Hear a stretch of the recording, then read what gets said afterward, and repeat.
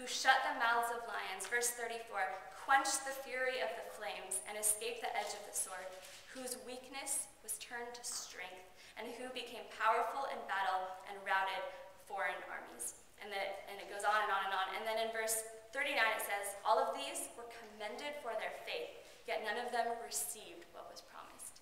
And I think that is the key there. That James is urging us in verse 10, look to the example of the prophets. Look to the example of others who in their trials have done well at standing firm in the Lord, who have done the waiting well. And so we can obviously look at examples from the prophets, from the scriptures, but I think that we can look at examples among ourselves too.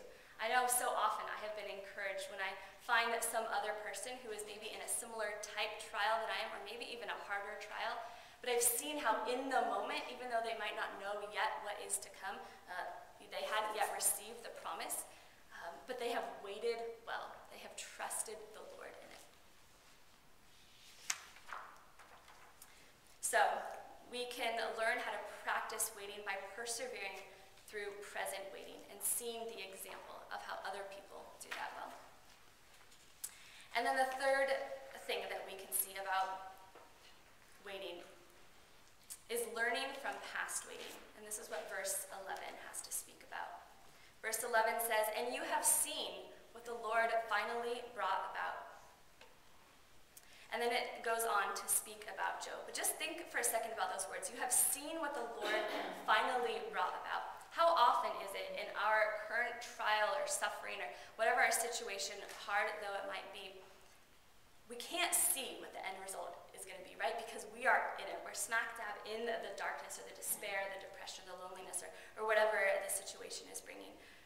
But we can see, like verse 11 is talking about from the example of Job, we see chapter 1 of verse Job, and we see chapter 42 of verse Job, and we can stand on the other side of chapter 42 and see, oh, that's why all of those things happen in chapter 2 and 13 and 14 and 27 and 37, or where we can see it because we're standing on the other side of it now. And I think that's a lesson that we can learn from Job. Job, as it says in your book, these are the things that happened to him in the very beginning. That his oxen and his donkeys died, that all of his servants were killed, that the camels were stolen, that the sheep were burned from the lightning, and that his sons and his daughters were killed. But then we stand in chapter 42, and this is what we learn, that he regained 14,000 sheep, 6,000 camels, 1,000 yoked oxen, 1,000 donkeys, 7 sons, 7 daughters, and he lived for 140 years, and he saw his descendants grow. That's incredible, but we only see it because we're standing again at the other side of chapter 42 of Job. So how can we find encouragement from this in our trial that we are currently experiencing today? Learning from past waiting encourages us in our trial today. I can think of so many situations in my life where I never thought I would feel better, I'd get out of this depression, this relationship would no longer haunt me anymore, etc. When I felt like this won't really ever end, I'm always going to feel like this. And I can confidently say in so many of these situations, I look back on it, and it's a hump that I have totally jumped over, and I'm like leaps and bounds away from that hump now, and it doesn't even impact me anymore. But this is the Lord's perspective, that He kind of stands back in care and compassion and mercy, as our verse talks about in 11. But He can see the whole situation, and there's meaning in some of our waiting periods, even though it's hard and it's tough. So as I was thinking about this, I was thinking, okay, how does this passage personally impact me? And that's what I've really been praying, that this wouldn't just be something that I am teaching and preparing for others, but that this would be a passage that would really speak to me. And so I have a situation where I am still waiting. For 3.5 years now, I've had really intense stomach pain, and this started on a mission trip that I took some college students on from our church to Malaysia. We had a great trip. We're able to serve with a local missionary couple, the Woodrings, that we supported here for many years, and we were working with prostitute community and giving roses to the women and showing them how much God loves them. And we were in the village setting, and we were able to encourage some of the local churches that were there and the pastors and pray over them. There was also a lot of children that had been taken off the streets and were orphans now, and we were able to joining a ministry with giving them some food and something to drink and sharing them the love of Jesus and the care that he has for them. Amazing trip. I get home, and all of a sudden I just have a lot of stomach pain and not kind of really understanding why. And this goes on for a couple months, and I just think, I guess I don't think much about it. I'm just like, I'm sure it'll go away. But then December hits, so we got back in around August. December hits, and I am just in excruciating pain. Actually, I was supposed to come here in Life Builders on a Sunday morning and share about the Malaysia trip with my team.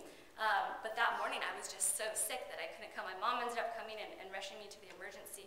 And they did all these tests, and that kind of began of what now has been the last 3.5 years. And I've been through tremendous amounts of testings and different doctors. I mean, all over the place.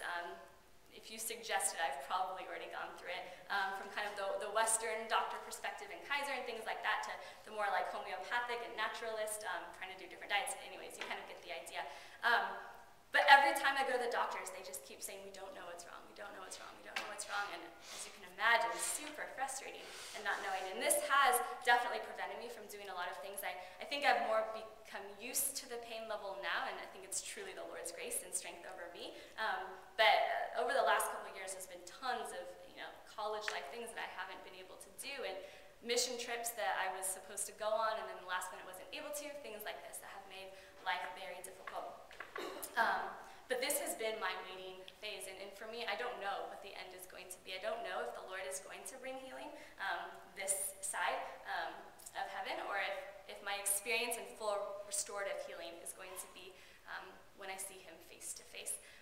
Kind of the next step in the journey happened when I was in Kenya this summer, and I was able to see some Kenyan doctors, a parasitologist and a tropical disease specialist, and they kind of ran a ton of different gamut of different tests on me, and they think they discovered possibly what's wrong. And I have some friends that are over in Kenya right now that are picking up a second round of prescriptions, and they'll be back in a week and a half, and maybe that will work. That could be the answer. But again, I don't know. But the Lord has taught me so much through this experience.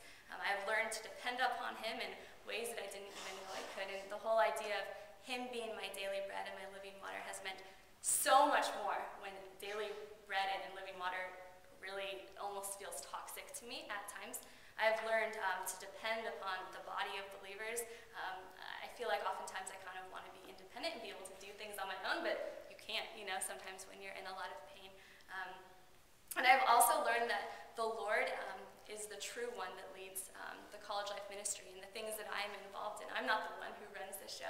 He is. And so if there's something that I can't go to, then he is sovereign over that, and he will take control over that. So the two things that I've learned, and I put this at the end of your page, these are kind of the two things that the Lord keeps rehearsing with me. I don't know all the answers, but I do know the answer giver. And that has brought such comfort to me. I can't always pinpoint kind of what's going on or why the doctors seemingly have 1,000 different opinions depending on who I go to. But I do know the answer giver. I know the one who is sovereign and control over that. And I know whose hands my life is in, and I can trust him immensely because of that. And the second thing the Lord has really rehearsed over and over again with me is I'm not waiting on the circumstance to change, but I'm waiting on the Lord who is changeless. And that's been the whole point that we've been doing the attribute board, is that in our trials and in our suffering, sometimes it's hard to forget that all these things are true about God.